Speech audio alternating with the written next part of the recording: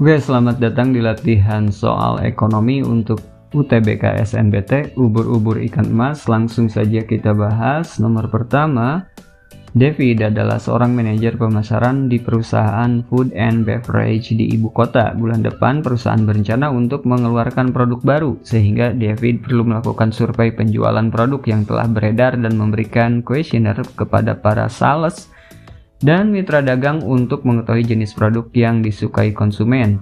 Kegiatan yang dilakukan oleh David tersebut termasuk fungsi manajemen.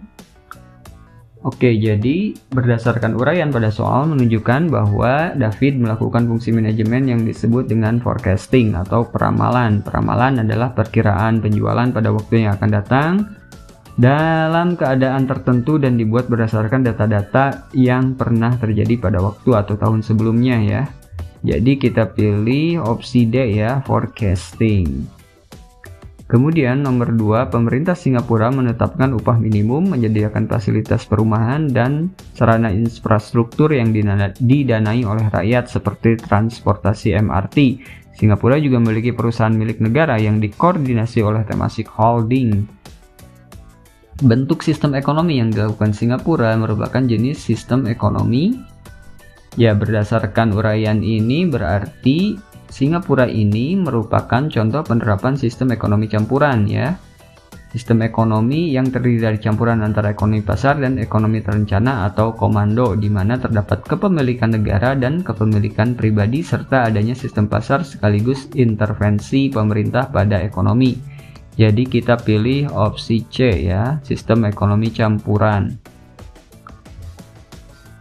Nomor 3, fungsi biaya menunjukkan A. Hubungan antara biaya dan jumlah produksi, B. Hubungan antara input dan penerimaan, C. Hubungan antara penggunaan input terhadap output, D. Biaya minimal untuk memaksimalkan keuntungan, E. Biaya minimal untuk memperoleh input tertentu. Jadi fungsi biaya ini merupakan hubungan antara biaya dan jumlah produksi yang dihasilkan ya, seperti kita lihat pada gambar kurva di sini ada biaya dan kuantitas ya. Jadi hubungan antara biaya dan jumlah produksi, opsi A.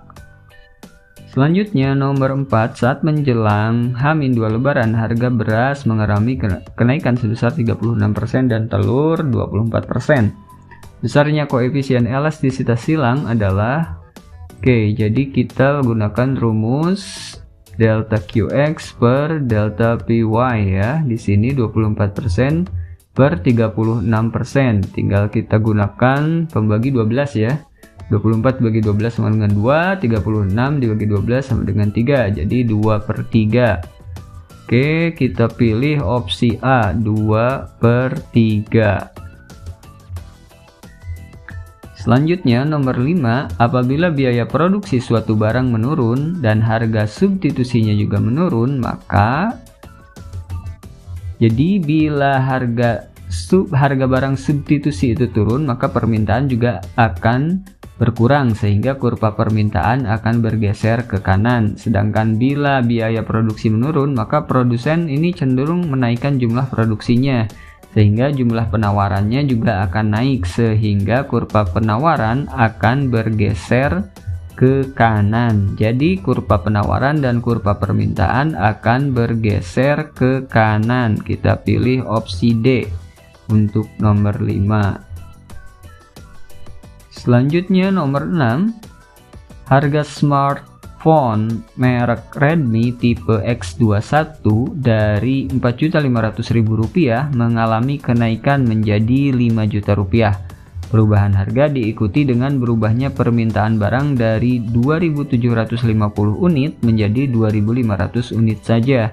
Permintaan smartphone merek Redmi di atas bersifat elastis, inelastis, elastis uniter, elastis sempurna atau inelastis. Jadi untuk elastisitas permintaan itu ada 5 jenis, yaitu kalau elastis ini koefisiennya lebih dari 1, kalau inelastis dia kurang dari 1, kalau elastis uniter ini sama dengan 1, elastis sempurna ini tak terhingga ya. Kemudian kalau inelastis sempurna itu sama dengan 0. Jadi kita gunakan perhitungan di sini delta Q per delta P kali delta P per delta Q. Kita dapatkan di sini 2500 per 500.000 kali 2000 ya. Jadi kita dapatkan sama dengan 1 atau elastis uniter. Jadi persentase perubahan jumlah yang diminta sama dengan persentase perubahan harga. Jadi kita pilih opsi C untuk nomor 6 ini. Nomor selanjutnya, berikut ini adalah faktor-faktor yang dapat memengaruhi pergeseran kurva penawaran suatu barang, kecuali A. Biaya produksi, B. Selera konsumen, C. Teknologi, D. Jumlah produsen, E. Ekspektasi produsen. Jadi sesuai hukum penawaran, maka kurva penawaran akan bergerak sejajar ke kanan dan ke kiri tergantung faktor apa yang memengaruhinya. Nah, hal-hal yang mempengaruhi ini biasanya adalah harga barang itu sendiri, biaya produksi, ekspektasi produsen, teknologi produksi, keuntungan yang diinginkan produsen, jumlah produsen, dan subsidi pemerintah, pajak, input, dan ketersediaan input.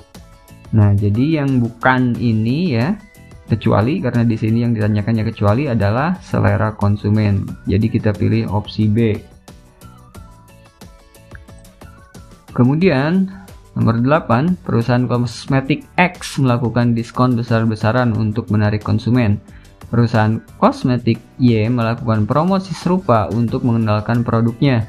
Setelah beberapa waktu perusahaan X menaikkan harga produk, namun perusahaan Y tidak menaikkan harga. Untuk meminimalkan kerugian perusahaan pada pasar oligopoli, maka harga dan output akan ditentukan ketika.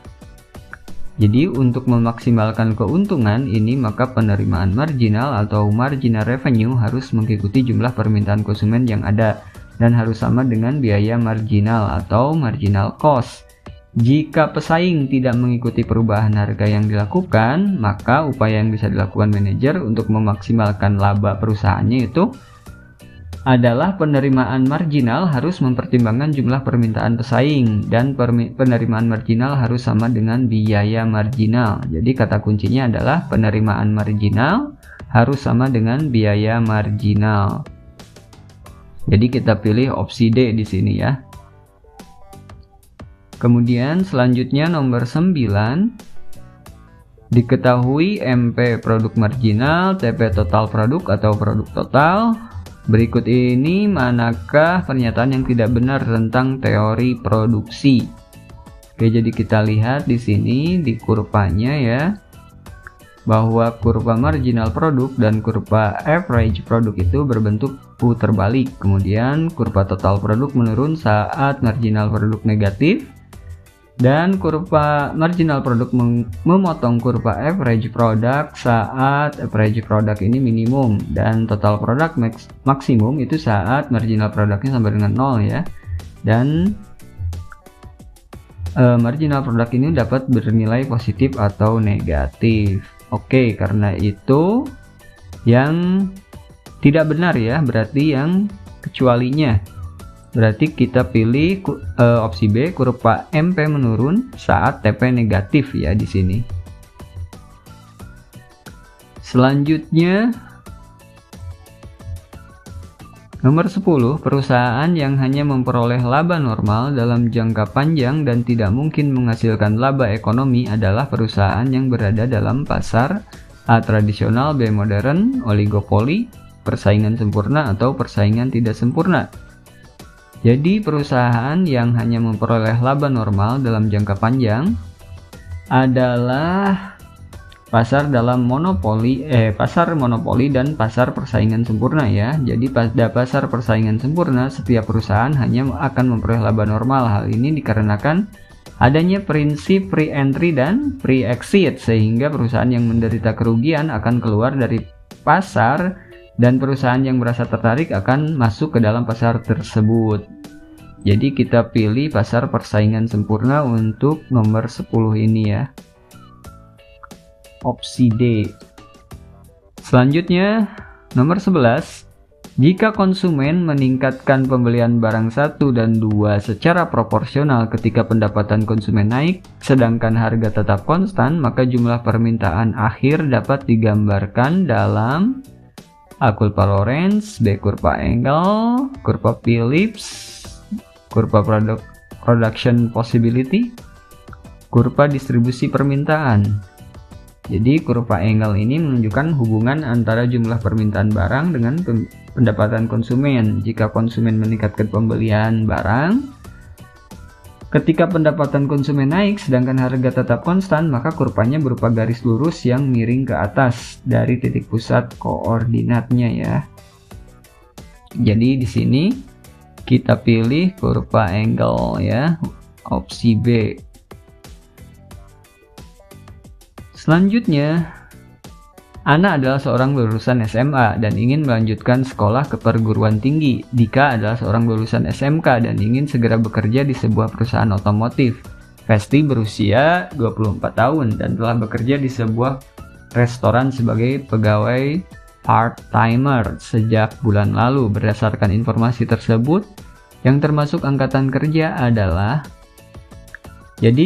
angkatan kerja atau labor force adalah penduduk baik laki-laki atau perempuan dalam usia produktif atau usia kerja yang berumur antara 15 sampai 64 tahun. Oke. Nah, ini dan sedang mencari pekerjaan. Sedangkan yang tidak mencari kerja entah karena harus mengurus rumah tangga atau sedang sekolah, kuliah, tidak masuk angkatan kerja. Dengan demikian, nih berdasarkan soal yang sedang melakukan pencarian kerja yang termasuk angkatan kerja itu hanya Dika dan Festi. Jadi kita pilih opsi C ya.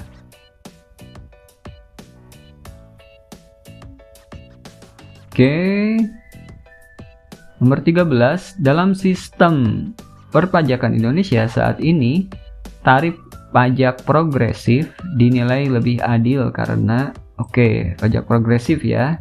Jadi pajak progresif itu adalah tarif pungutan pajak yang presentasenya itu akan semakin tinggi bila jumlah dasar pengenaan pajaknya meningkat pula. Jadi makin kaya makin gede pajaknya. Jika di Indonesia tarif pajak progresif dikenakan untuk pajak penghasilan, pajak orang pribadi (PPH) ya. Jadi ini penilaiannya adalah progresif ini dinilai lebih adil untuk diterapkan di Indonesia karena dianggap mampu menjalankan redistribusi pendapatan sehingga kesenjangan distribusi pendapatan masyarakat dapat berkurang. Karena untuk mengurangi kesenjangan kita pilih opsi A di sini ya, mengurangi kesenjangan distribusi pendapatan masyarakat. Lanjut, nomor 14. Kurva isokuan yang ditunjukkan dengan garis kurva yang cembung ke arah asal atau membungkuk ke dalam memberikan makna bahwa kurva isokuan ini kurva yang merupakan tempat kedudukan titik-titik yang menunjukkan kombinasi dua faktor produksi guna menghasilkan tingkat produksi yang sama ya. Kurva isokuan ini punya ciri-ciri sama dengan kurva indiferensi dalam teori perilaku konsumen. Salah satu ciri kurva isokuan adalah bentuk grafiknya cembung ke arah asal ya. Kecembungan ini menunjukkan adanya perbedaan proporsi jumlah yang harus dikorbankan untuk mengubah kombinasi jumlah masing-masing barang yang akan dikonsumsi. Jadi kita pilih opsi A ya, karena ini dia mengubah kombinasi barang-barang ya yang akan dikonsumsi. Oke, jadi ini nomor terakhir. Terima kasih sudah menyimak video ini. Sampai jumpa di video selanjutnya. Sukses untuk kawan-kawan semua.